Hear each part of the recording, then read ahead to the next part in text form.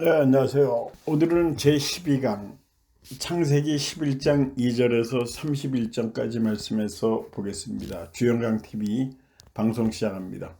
그 11장 2절에 평지라는 말이 나옵니다. 이에 그들이 동방으로 옮기다가 신할 평지를 만나 거기 거류하며, 자, 평지는 평평할 평자죠. 땅지. 그러니까 평평한 땅이라는 얘기죠. 예. 우리나라는 평지보다 산지가 많은 나라죠. 예, 다음 단어 보겠습니다. 다음 단어는 벽돌입니다.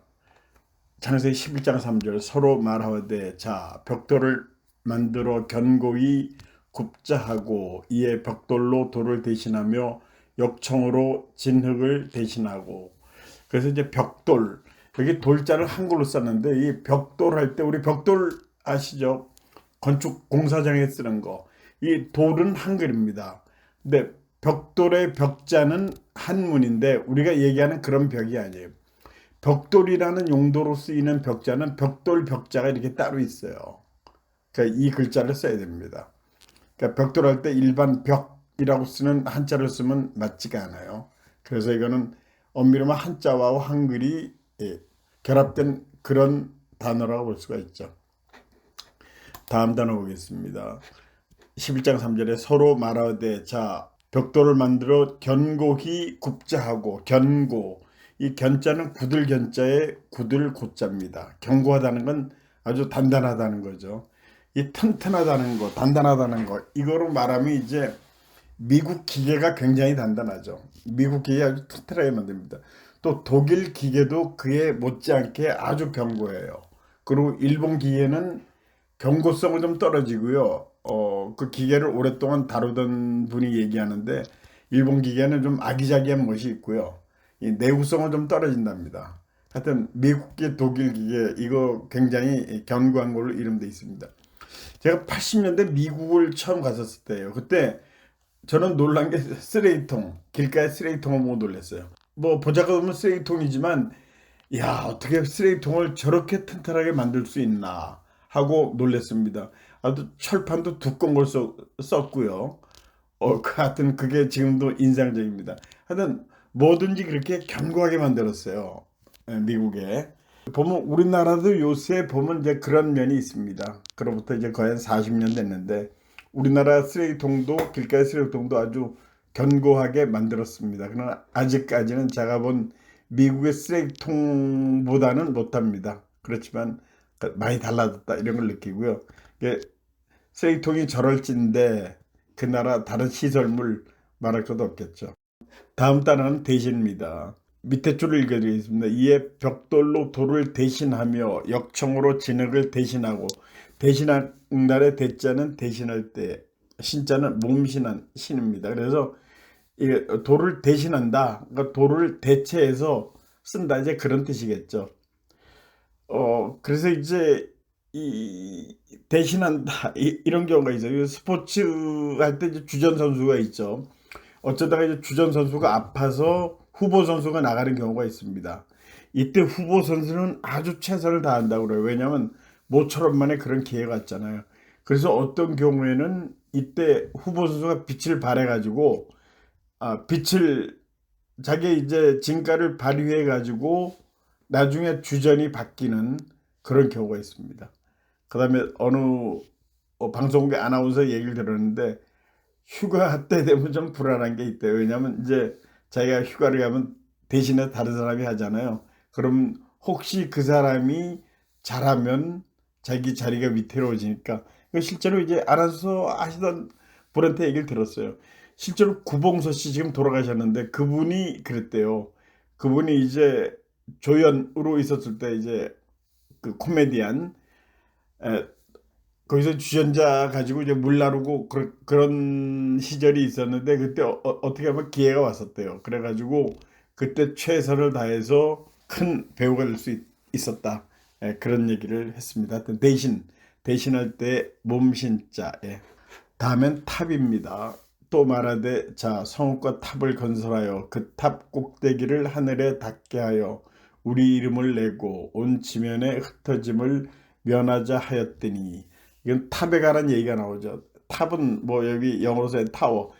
그 유럽의 그런 교회를 가보면 종탑 건물이라는 게 있어요. 그게 뭐냐면 종을 따로 종치는 용으로 따로 이렇게 건물을 세워놨다고 해요. 종탑 건물이라고 그러는데 그게 좀 특별했어요. 그 본 건물하고 별도로 탑을 세워놨더라고요. 보니까 제가 어릴 때 이제 우리 동네도 이 천주교 성당이 있었는데 거기에 아침 6시가 되면은 매일 종을 쳐줬습니다. 아주 60년대 그럴 때인데 그래서 이제 사람들이 그 종소리를 듣고 일어나는 사람도 없고 아 이게 6시가 됐구나 하고 시간을 알려주는 그런 때였죠. 그때 시계가 별로 없었어요. 그 있어봤자 사발시계라는 거 있죠. 그거 있는 집도 있었고 없는 집도 있었고 뭐 어떻게 하여튼 시간을 보면서 학교를 다니고 그랬겠지만 그러다 그게 어느 날 보니까 종소리가 안 나더라고요. 왜 안 나냐고 물어봤더니 그게 이제 어느 정도 생활 수준이 되니까 사람들이 시계를 갖게 됐대요. 그래서 왜 새벽부터 잠을 깨우느냐 그래가지고 종소리가 없어졌는데 그 지금도 새벽에 들리는 그 은은한 종소리 기억이 납니다. 다음엔 시작이라는 단어가 나옵니다. 여호와께서 이르시되 이 무리가 한 족속이요 언어도 하나이므로 이같이 시작하였으니 이후로는 그가 하고자 하는 일을 막을 수 없으리로다. 시작. 지금 이제 성경을 보면서 이제 한자 공부를 하고 있는데 이 성경이 어려운 그런 건 아니거든요. 그래서 이렇게 틈난 대로 읽어보시면 평이한 단어로 되어 있습니다. 어렵게 생각할 필요가 없고요. 읽어 내려가시면 됩니다. 이렇게 해서 그 시작은 시작할 시자에 지을 작자. 이제 시작한다는 거는 처음 시작한다는 그거죠. 그래서 우리 속담에 또 시작이 반이다. 또 가다가 중지하면 아니 가면 못하리라. 그런 말 유명한 말이 있는데 이런 얘기도 있어요. 가다 중지하면 중지하더라도 간 만큼 이익이다. 그래서 우스갯소리로 이렇게 얘기를 하고 또 가는 말이 고와야 온 말이 곱다. 이것도 이제 우스갯소리로 가는 말이 거칠어야 오는 말이 곱다. 여러분 뜻 아시겠죠? 예. 자, 넘어가겠습니다. 다음은 혼잡입니다. 자, 우리가 내려가서 거기서 그들의 언어를 혼잡하게 하여 그들이 서로 알아듣지 못하게 하자 하시고 혼자는 섞일 혼자입니다. 막 섞여 있는 거죠. 잡자는 섞일 잡자죠. 우리 잡지 막 이것저것 뭐 다 다루는 그런 책을 잡지라고 그러죠. 혼잡, 섞일 혼, 그다음에 섞일 잡 여러 가지가 섞여 있는 겁니다. 혼잡하다는 거는. 그리고 이제 선진국하고 후진국을 가보면 그 공항이 혼잡해요. 아주 그런 소득 수준이 낮은 동네는 시끄럽고 말이죠. 근데 선진국 공항에 가면 조용해 사람들이 말이 필요 없고요. 뭐 발자국 소리 정도만 들립니다. 그리고 이제 선진국 후진국 말이 나왔으니까 이런 것도 있어요. 그 이제 맨 처음에 공항에 내려 도시를 가죠. 그러면 선진국이나 후진국이나 도시는 다 비슷합니다. 비슷한데 이제 그 지방을 가면 다르죠. 선진국은 도시나 지방, 그러니까 우리가 말하면 이제 시골 그런 마을이랑 똑같아요. 모든 것들이 도로도 잘 돼 있고 말이죠. 근데 이제 후진국의 시골 가면은 도로 포장이 안 된 경우도 많고 이제 화장실하고 수도 시설에서 차이가 난답니다. 화장실이 우선 엉망이죠. 후진국의 이 지방 도시들은 그리고 또 수도 시설 이런 것도 잘 안 돼 있는 데가 거의 안 돼 있어요. 그냥 우물물 갖다 쓰고 하여튼 그런 차이가 난다는 거죠. 그래서 맨 처음에 도시를 보면 도시는 번듯하게 해놨어요. 어디든지 국제적인 도시뿐 아니라 웬만한 도시들은 전부 다 잘 해놨는데 그런 차이가 있습니다. 또 선진국의 그런 수도들은 온수 냉수에서 그리고 호텔 가더라도 잘 구분돼서 나오는데 후진국의 호텔은 그런 것도 없습니다. 그냥 찬물만 나오죠. 뜨뜻한 물 나오는 시간이 또 정해져 있고 뭐 그런 차이가 있습니다. 다음에 도시 여호와께서 거기서 그들을 온 지면에 흩으셨으므로 그들이 그 도시를 건설하기를 그쳤더라. 이 도시의 도자는 도읍 도자예요. 시자는 저자 시자 저작거리라고 그러죠. 그러니까 도시는 사람들이 많이 모여서 사는 곳이죠. 또 도회지라는 말도 쓰죠. 도회지. 도회지는 도읍 도자에 모일 회자에 땅 지자를 씁니다. 도시. 그래서 이제 이 어떤 어른의 기억인데 1930년대에 이 도쿄 인구가 75만이었대요. 그때 이제 한국 서울의 인구는 불과 뭐 10만도 안 됐을 거라고 추측해. 정확한 통계는 없대요. 근데 이제 어떤 사람이 우리나라 지방에 살았는데 도시에 안 살고 어디 좀 촌에 살았어요. 근데 그분이 일본 도쿄가 75만이라는 얘기를 듣고 깜짝 놀랐대요. 어떻게 사람이 한 곳에서 그렇게 몰려 살 수가 있느냐. 놀랍다 하고 그런 얘기를 한 적이 있답니다. 자, 다음에는 세자입니다. 세. 셈의 족보는 이러하니라. 셈은 100세 곧 홍수 2년에 아르박삿을 낳았고, 자, 100세. 이 세자는 해, 이어라고 써 있어요. 뭐 또 다른 단어로 헷갈릴 수 있으니까 한 해, 두 해 그걸 나타내는 말입니다. 그래서 이제 셈은 100세라고 나오죠. 100세. 요새 이제 100세 시대라는 말을 곧잘 하죠. 그러니까 저는 인생 70 고래이에서 70만 살아도 오래 사는 거다 그랬는데 요새는 100세라는 얘기를 많이 하고요. 우리나라의 100세 인구가 5천 명 정도 뭐 된다고 그래요. 근데 60년대 이제 책에도 나왔어요. 교과서에 나오는데 우리나라 100세 되는 사람이 지금도 60년 전이죠. 에, 한 70년 되겠네. 10명이 된다고 한번 책에 한번 나온 적이 있었어요. 근데 지금은 어디 이제 장례식장 가보면 거기 돌아가시면 몇 세냐고 다 물어보죠. 물어보면 보통 90세도 많이 있고요. 80세도 좀 있습니다. 근데 80세는 좀 젊다 이런 얘기를 할 정도로 요새 이제 100세 시대가 됐습니다. 이 보험회사가 참 빨라요. 보험회사가 무슨 의미냐면은 110세 만기가 되는 그런 보험도 요새 출시하고 있습니다. 그러니까 전에 100세 시대 하다가 요새는 그 사람들 수명이 연장되니까 110세 보장하는 상품도 만들고 그럽니다. 거기서 이제 그걸 보면 추세를 알 수가 있죠. 그리고 이제 전 또 이런 생각도 해봐. 이건 뭐 공상이에요. 이순신 장군, 세종대왕 이런 분들이 막 지금까지 살아계시면 어떤 일이 벌어질까. 참 그분들이 오래 사시면 좋은 건데 어 그런 분들이 그 이후 세대에서도 많이 나왔죠. 이런 훌륭한 분들이. 그러니까 이제 적당한 때 되면 사람이 이 죽는 것이 그것이 순리인가 봅니다. 다음 단어 보겠습니다. 고향입니다. 하라는 그 아비 데라보도 먼저 고향 갈대아인의 우르에서 주었더라. 고향. 이거 옛 고자 고향 향자입니다. 고향을 사전적인 정의를 봤더니 이렇게 나와서 태어나서 자란 곳 이런 뜻도 있고요. 조상 대대로 살아온 곳 이런 뜻도 있고요. 마음속 깊이 간직한 곳. 그러니까 이거는 이 영어로 말하면 이제 하우스나 홈에 이제 홈을 보면 홈의 뜻이겠죠. 마음속 깊이 간직한 그런 고향. 그래서 지금 요새 고향이 없어지는 분위기라고 그러죠. 고향의 맛이 그렇게 안 난대요. 그럴 수밖에 없죠.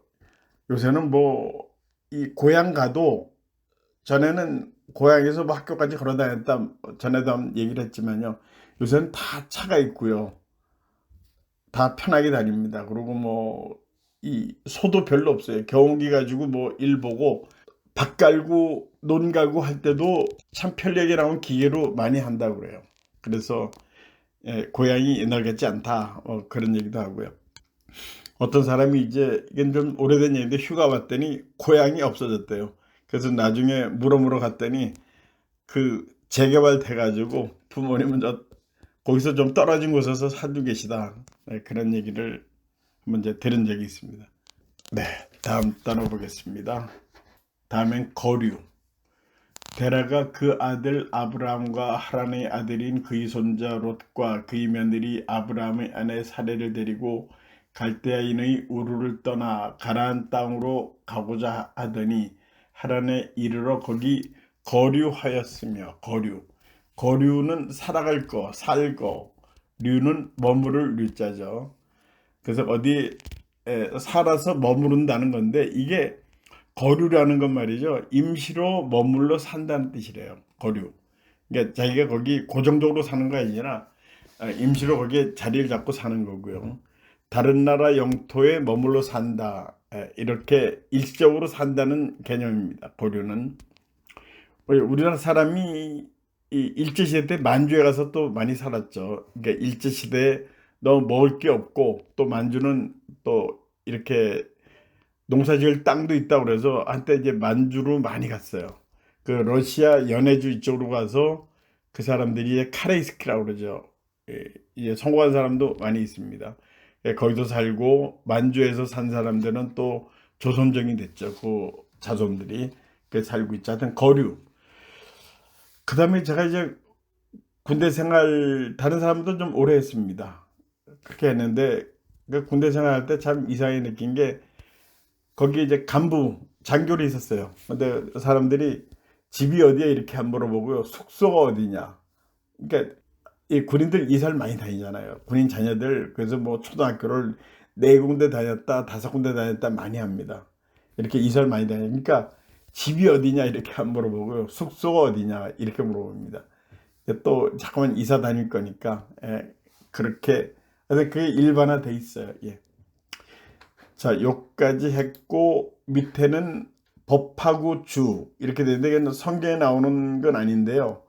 요 말씀을 한번 드리고 싶어서 말씀을 이제 참고사항으로 이 법하고도는 이 따로 설명을 드리는 거예요. 법은 이 물수변에 갈 거자를 썼죠. 그래서 어느 학교 법대 교수가 하셨다는데 이 법법자 이게 무슨 뜻이냐? 법을 지켜야 한다. 어떻게 지키냐? 물이 흘러가듯이 법은 물 흘러가듯이 돼야 된다. 그러니까 법 만들 때도 억지로 나쁜 법을 만들면 안 되고 물이 흘러가는 것처럼 물을 흘러가는 물을 막으면 안 되죠. 그런 것처럼 막으면 일이 생기죠.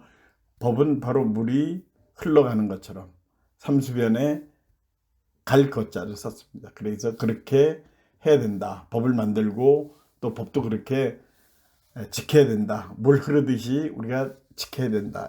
그런 뜻이랍니다. 그 다음에 술 마실 주, 술주, 보통 술주 얘기하죠. 이것도 물수변에 오른쪽에 있는 것 닭 유자예요. 그 자축인묘, 진사오미, 신유술회 할 때 그 유거든요.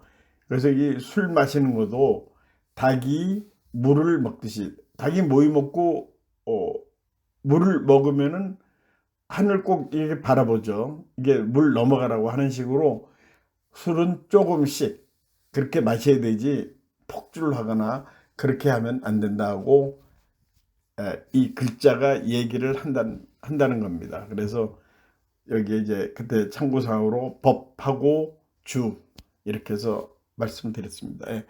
오늘 이 시간 여기까지 하겠습니다. 오늘도 시청해주신 여러분들 대단히 감사합니다. 안녕히 계십시오.